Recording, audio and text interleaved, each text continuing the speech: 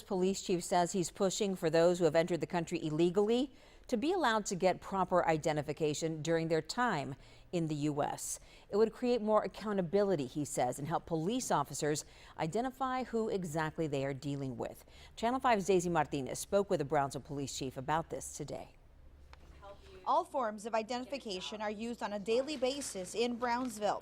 Brownsville Police Chief Orlando Rodriguez tells us the problem is when people don't have any form of identification. He says it makes it difficult for officers to do their job. How can you take someone's word they're going to appear in court when you don't have identification to track them down? So that's where people get into trouble, no matter who they are.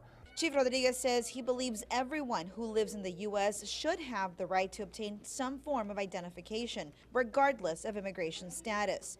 Brownsville police policy states officers are not allowed to ask about a person's immigration status. If a person ends up in jail, then their immigration status could come up.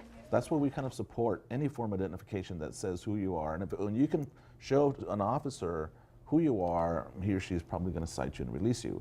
Now, when people get booked in for crimes, we do have immigration and customs enforcement agents that come every day to review our jail log and our detainees. Chief Rodriguez says officers will continue to use their discretion while out on patrol. Right now, it's not feasible for them to enforce immigration laws. In Brownsville, Daisy Martinez, Channel 5 News at 6.